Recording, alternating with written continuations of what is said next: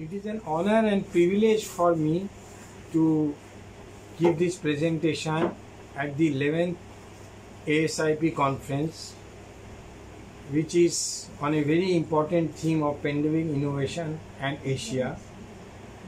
It is also a privilege for me that I am also a mentor along with Dr. Ji Yang of this whole session. This paper, India's Science and Innovation Ecosystem Response to COVID-19, a case study of Genome Valley, was developed with two of very promising young scientists in NISPAR, Pramila Majumdar and Shiv Narayan Nishad.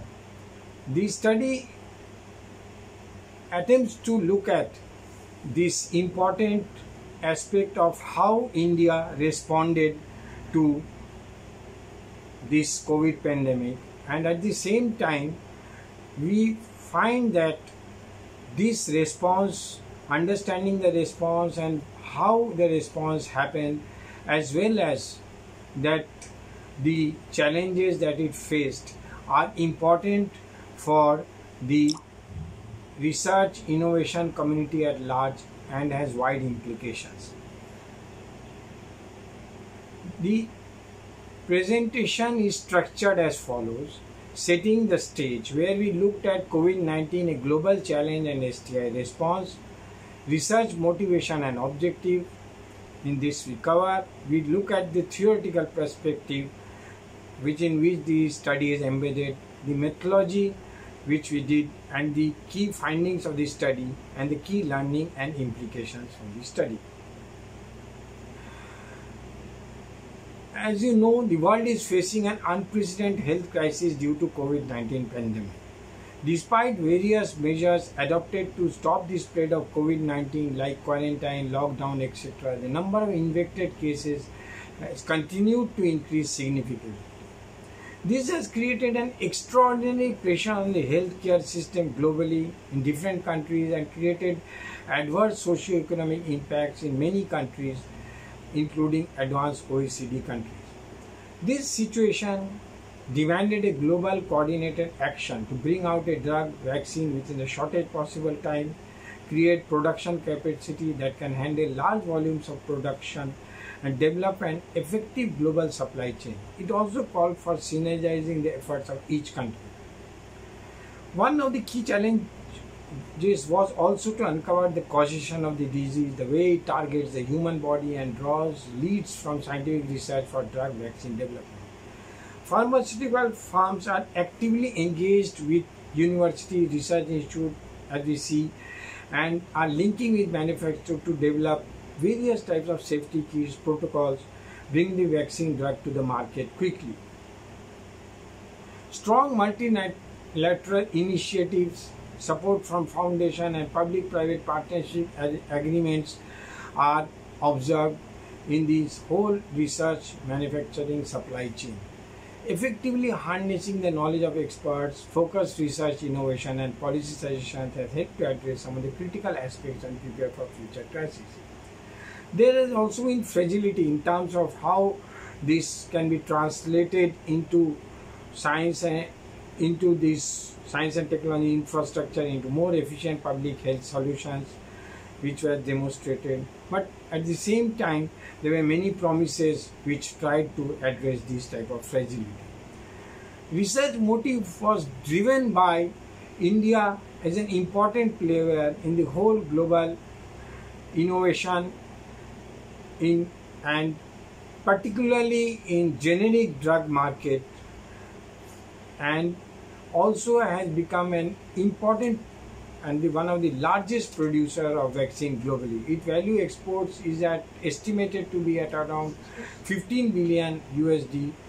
It is one of the largest number of globally certified manufacturing plants from WHO and from different US FDA and European Union, with large abbreviated new drug applications issued by the US FDA and patent filing in the USA, particularly in novel drug discovery. It has shown its innovativeness. This is The filings has also happened aggressively in different countries wherever there are key markets. It has over the years addressed India global critical crisis for drug vaccines in terms of access and affordability. It was the HIV pandemic, the epidemic which happened, and where Indian farms created new pathways and dosage at a very cheap rates, which could, in a sense, strongly address the great challenge of HIV. Similarly, in swine flu and other important aspects, it was seen that Indian farms' premier role. And as well as in the early days of this COVID-19, one could see that how Indian farms brought in this drug which was identified hydrochloroquine, and it was the Indian farms were the main supplier of this drug globally. Thus, examining India's response to address this pandemic has global significance. This has motivated this study. Major research objective of the present study was to unravel the Indian STI ecosystem response to this pandemic. To address this, the study examined what are the key factors that enabled successful interventions, how a prominent life science cluster responded to address the COVID-19 challenges. The study draws from the theoretical perspective of innovation systems and how looking into what type of failures that need to be addressed, importance of networking, importance of developing institutions, importance of connecting the research, university, industry together, and importance of cluster within it, where the concepts of regional innovation systems and sectoral innovation system comes in. And we also posit that in a knowledge-based industry, it is very important to have triple helix linkages, and that actually has guided us to underscore this study, develop the research design for this study. The research design, as we said, was constructed from this theoretical perspective, which attempted to identify the role of innovation actors, their interlinkages, clustered with specific focus on triple helix types of linkages. The study was primarily based on close reading from diverse documents, and in fact some preliminary surveys were also done. Case study of prominent lifestyle cluster Genome Valley was examined. This analytical framework drew attention also to Hyderabad, in which this Genome Valley is located, and Hyderabad itself is one of these very prominent cities of the country and emerging as a knowledge hub like Bangalore. The origin, structure and dynamics of Genome Valley was then discussed with specific focus on farms that have played a major role in COVID-19 mitigation. This led to identification of 3 firms, namely Bharat Biotech International Limited, Biological E Limited and Indian Immunologies Limited. The first 2 are private entities and the Indian Immunologies is a public sector enterprise. Thus you see that these 3 firms actually of varied characteristics played a major role. Case study for these 3 firms were thus undertaken at much more detail to understand the pathways they have taken, the challenges they have faced, etc. When we look at the broad policy response, we see that India also learning from many countries, and I would say that from many countries also learned from India in a sense how to look at. In a very early stages, India went for lockdown, mitigated this. Massive investment was done to upgrade medical facility, setting up the COVID task force, which coordinated the various action points, rapid response for regulatory framework, specific guidelines were issued for emergency use authorization of vaccine drug. Large-scale genome sequencing was done to identify whether there have been other mutants or not, and also understand the structure of this disease. COVID-19 specific geospatial data sets were created, and the India's strong startup ecosystem, which is now stated to be around fourth or third largest in the world, was also synergized for this. And India's initiative for Make in India and other programs were also directed towards addressing COVID-19.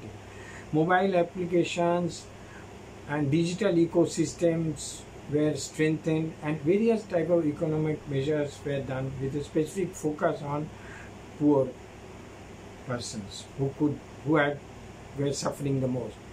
When we look at this whole linkages, these are the different types of government departments, public private entities, and this coordinated action plan brought these together. This Department of Science and Technology, under which there are different important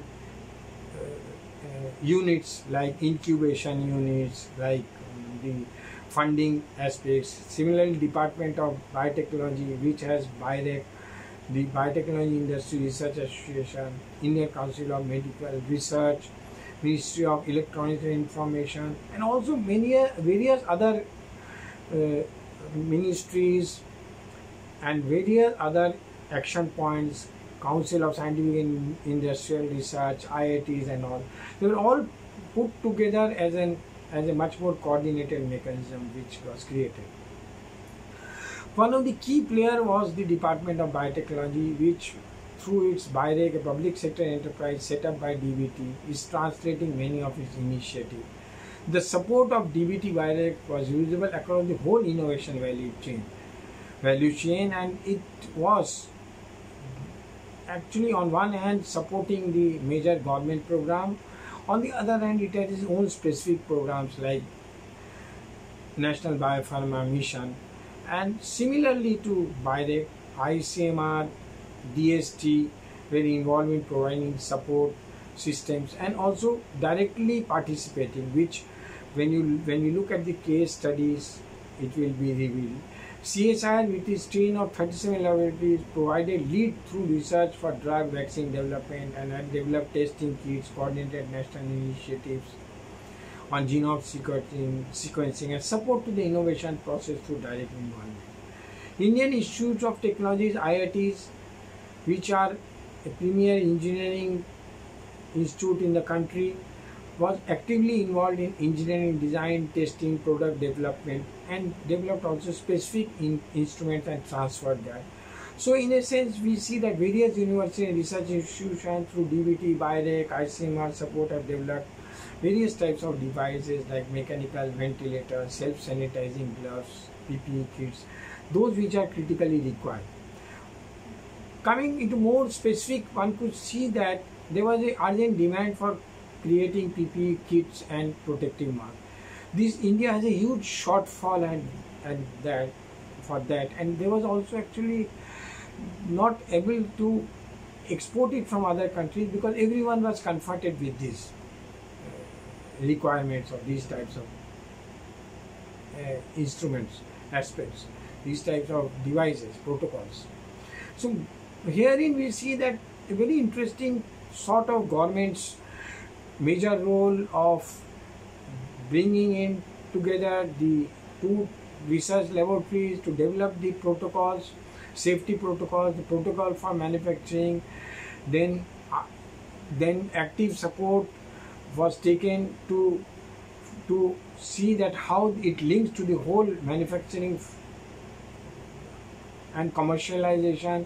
The textile cluster, one of the largest in the world globally, Tirupur textile cluster was facilitated, and many of the farms, they registered to the MSME portal, and through them the government made this support system for bringing out the PPE kit. Similarly, ICMR support and other support helped develop the mask, and very sophisticated masks were developed also in Tirupur and other places.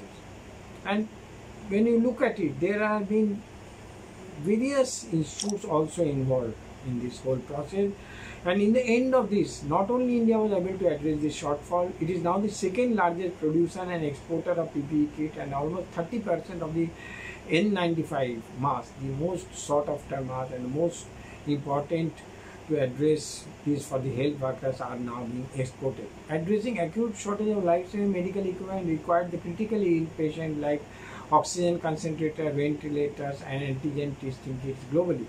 This was again addressed, and one of the interesting thing was India also learned from the experiments and which was done outside, particularly in USA, where they synergized the automobile manufacturers for manufacturing ventilators, as they had those type of capabilities. And herein the Indian government played a key role in facilitating the partnership between automobile industries and healthcare companies, which led to many of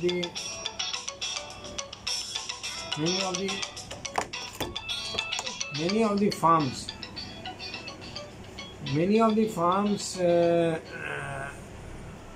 bringing out these ventilators, and India became the produced around 40 ventilators, which has been estimated 40,000 within this period, with 1,000 ventilators being produced every day. Strong policy push and government support at different stages is observed across the pharmaceutical value chain when we look more closely into the drug and vaccine development process. Indian firms are also establishing strategic linkages. 5 Indian pharmaceutical majors, for example, are jointly undertaking phase 3 clinical trials of a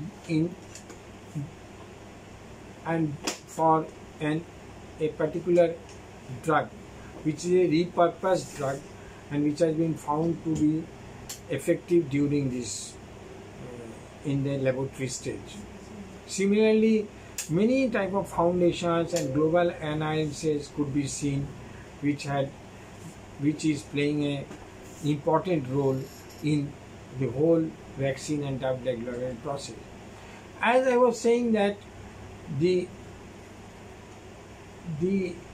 case study, when we did it for the Genome Valley, but it was very important to also look at the city within which the Genome Valley is located.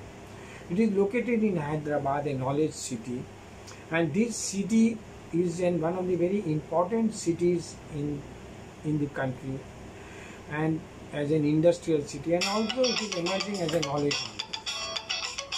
This city has, over the years, have developed very high educational and research institutions, have public sector undertakings, have this, and like Bangalore, it has now emerged as the biotechnology and pharmaceutical hubs of the country, and strongly supported by ICT firms which are doing bioinformatics and other types of that links to these biotechnology firms.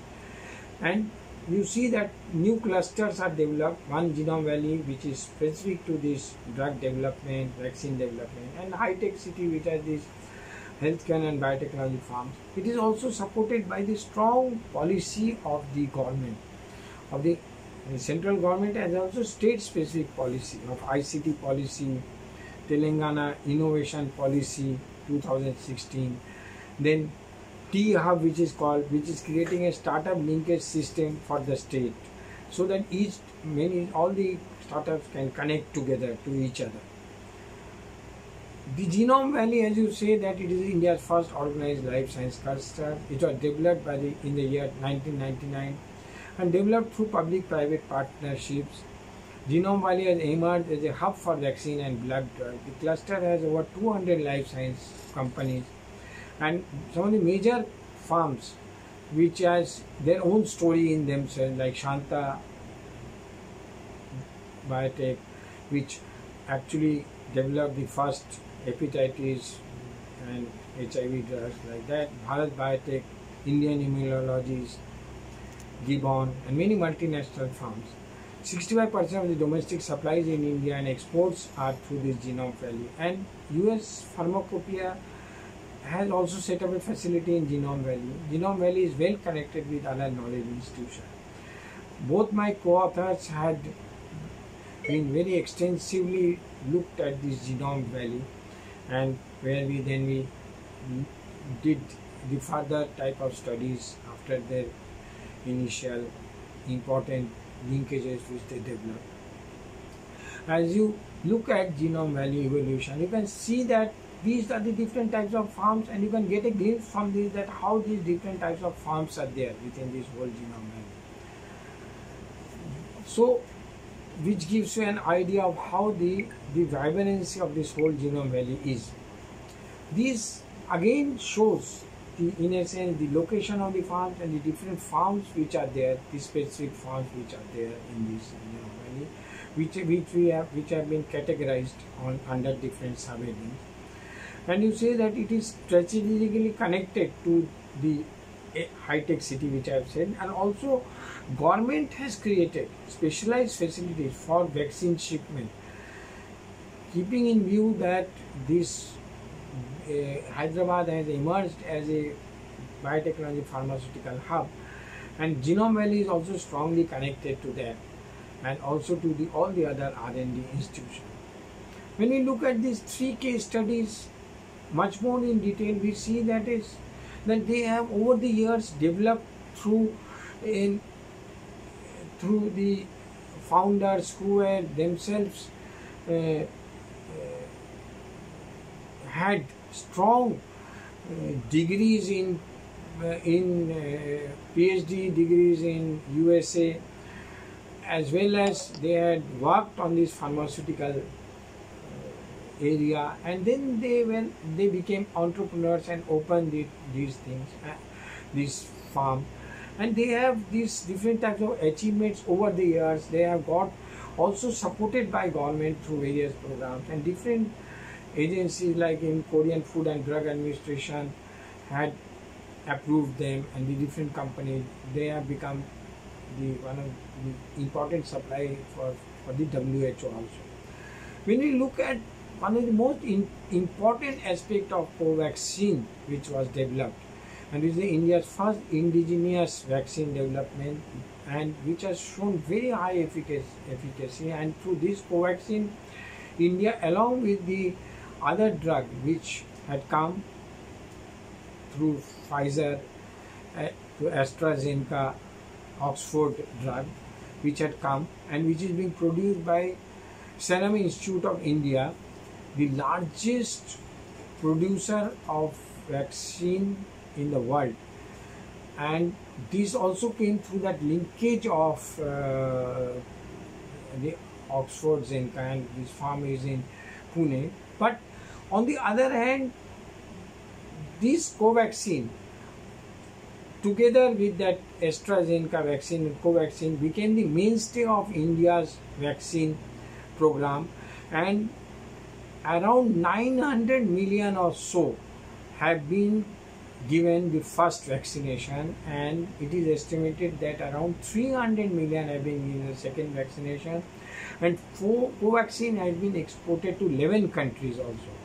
And you see that these different platforms were developed, different types of linkages happened while developing this Covaxin, right from ICMR's National Institute of Virology, which identified the vaccine strain, to CSIR IICT that created a scaling process, from the adjuvant that was transferred from Vitrovax LLC USA, and it is now in the advanced stage of approval by the WHO also, and in many countries. Similarly, this company has looking at the alternative pathways. The interesting aspect of it is that it has this capability to work on various different vaccine platforms, and also the strategic linkages which has created through its earlier vaccine development and drug development. Those strategic linkages are also put in use while developing these new aspects and new vaccines which they are also looking at and also putting into use. Similarly, the case of when we go further, we look at how the scaling has happened, what commercialization has, government support for scaling has happened, how technology transfer and commercialization has happened. And here you see that there has been government support, there has been international support, funding support, as well as these farms' own internal resources were used to buy new farms, new manufacturing facilities. Similarly, biological E, it was also established with Dr. Rao, one of the prominent of that, and it has also has these various types of linkages, and it has also created various types of infrastructure in the genome bank. It has in clinical trials. There is one vaccine, Corovax, which has been licensed from a partnership agreement which happened in USA for developing this vaccine, and it is in the promising stages now with the clinical trials, and the way the foundations and others have also helped. Similarly, it is also using different platforms to go for other types of vaccine development. So you see that what we are seeing is that the translations are happening, which is creating a new shift from manufacturers or the generic supplier to creating new vaccines, and already successes are coming in to them. Similarly, how they created the internal resources for manufacturing up, and here also with the government support at different stages, international support at different stages have been important for this whole this biology E to come up and make an important aspect of it, part of it. Similarly, Indian Immunology Limited had played an important role as a public enterprise, which came from National Dairy Development Board, which is very well structured government organization, and from that they identified this human vaccine. They had their focus was also on animal vaccine, and from there they had learned this process, and they have now agreement with live attenuated SARS-CoV-2 virus, which are in the preclinical stages, and they have developed at the laboratory level. They are also looking at these aspects of it, and they are looking at the infrastructure development in Genome Valley. They have done a lot of investment for infrastructure development, and one can see that the linkages with Bharat Biotech Limited, they are manufacturing their drug, and government is also helping to increase their capacities. Here I will ask my two co-authors. First, Dr. Shiv Narayan, to draw some aspects from the which I have spoken so far, one or few aspects of it, and then Dr. Pramila to speak on some aspects of genome valley. Dr. Shiv, please. Thank you for giving the opportunity to explain some findings on this research. So whatever in this research, what we found during this research, what we found that there is lots of innovation taken places, and people are responding very well how to go and looking towards the innovation, how that innovation can help to mitigate the impact of COVID-19.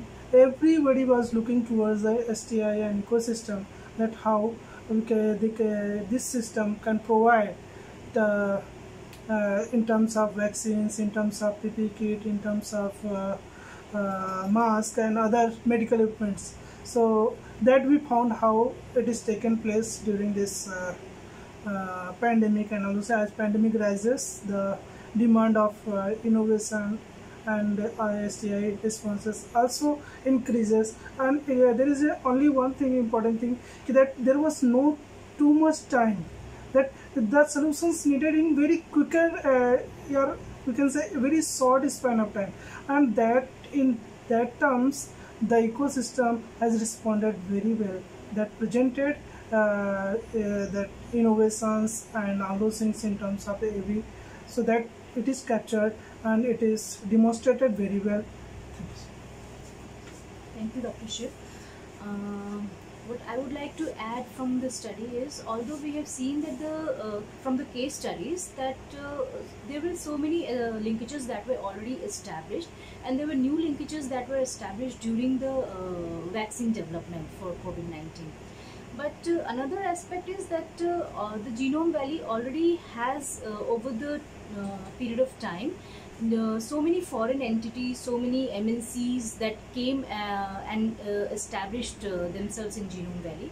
So this has led to a healthy competition among the Indian and the MNCs, and also it has increased the knowledge base of the Genome Valley as such.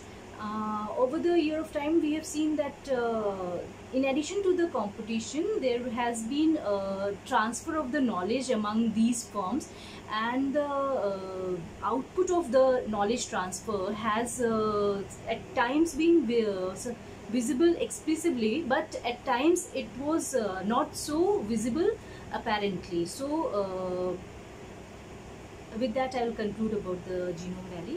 I will request Dr. Bhattacharya to please continue. So with this, I come to the final remarks. I would say, learning from the study and its implications, COVID-19 has provided a huge challenge to the world at large. For India, with world's second largest population of 1.3 billion or so, with huge income gaps and skewed state-wise economic and social conditions, some states are very much, you can say that they are part of this international, globally linked, they have high economic status and economic indicators and social indicators. But on the other hand, there have been also some states which have difficulties in translating itself into much more what we call economically and socially strong state in a sense. But so it required an unprecedented levels of interventions to address the COVID challenge. Indian government took mission mode approach to address the severity of this disease. STI based intervention were taken as a major driver. Government created a coordinated mission involving different government departments, STI departments, health ministries, MSMEs, textile ministries, etc. This coordinated body helped to direct attention for addressing the critical gaps. The key interventions in many cases led to successful outcomes.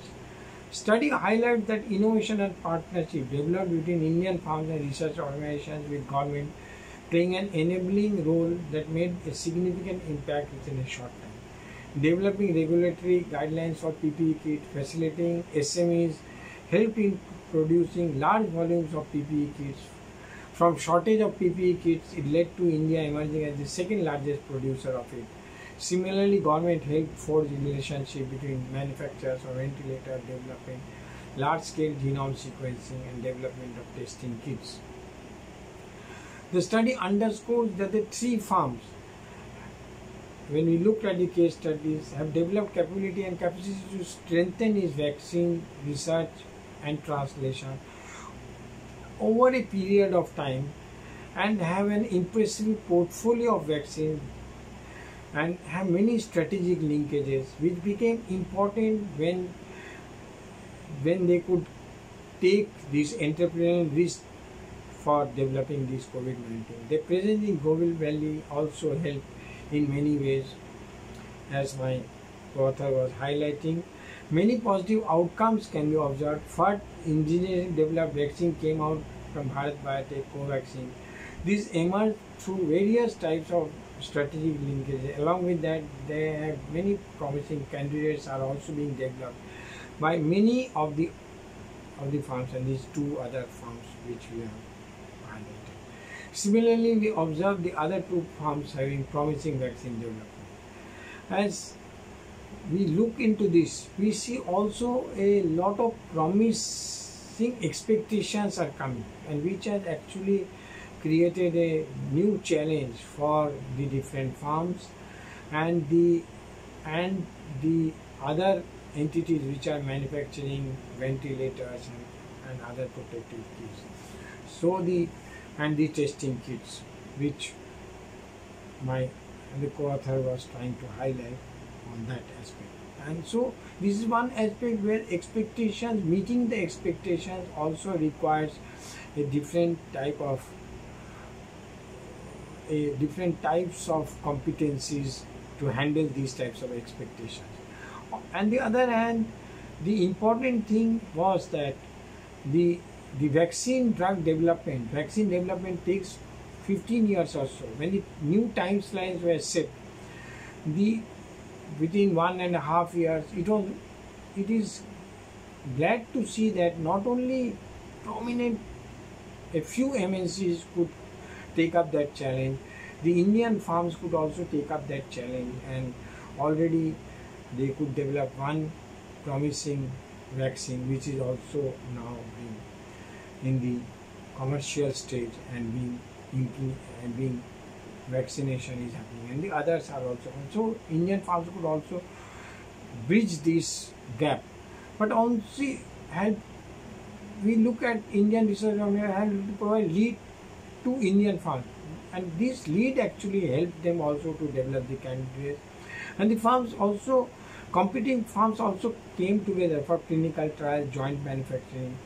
We are moving from these many cases on the closed innovation models that is converted to much more open innovation models in many instances, and we are finding the linkages are happening, and within the clusters, which clusters have become important, and also the linkages are happening within the clusters with the knowledge institutions, which are very important, particularly for a pharmaceutical case. In spite of Covaxin showing high levels of efficacy, it is still going through the regulatory process internationally. One weak linkage that was observed was with effective engaging with regulatory authorities, and this is coming out, and because of this type of more engagement would have created this emergency use acceptance much more quickly, which is still pending for Covaxin. Policy lesson learned from the study is also on the importance of developing this strategic linkage, which has been stressed again and again. And the learning is that well-established cluster provides an enabling environment for innovation and commercialization. Working with different stakeholders is important. Various types of linkages and international linkages are very important. And as I said, open innovation, triple helix structures are important for translation to happen.